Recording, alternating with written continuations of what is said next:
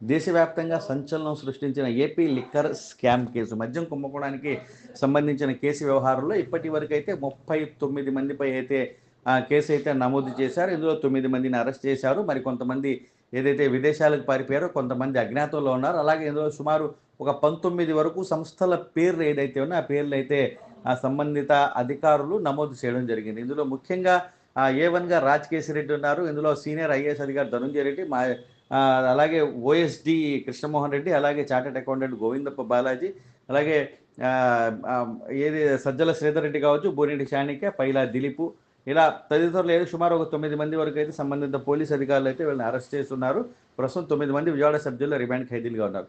వీళ్ళకి సంబంధించిన కేసు వ్యవహారంలో తొలుత 90 రోజుల లోపలే ఛార్జ్‌షీట్ అయితే ఫైల్ చేయాల్సిన పరిస్థితి అయితే ఉంది. 90 రోజుల లోపల ఛార్జ్‌షీట్ ఫైల్ చేయకపోతే 90 రోజుల తర్వాత ఆటోమేటికల్లీ వాళ్ళకైతే బెయిల్ లభించే అవకాశాలు ఉన్నాయి. సో ఈ క్రమంలో సిట్ అధికారులు అయితే ఛార్జ్‌షీట్ ఫైల్ చేసేందుకు సమాయత్తమైనట్టు మనకైతే సమాచారం ఉంది.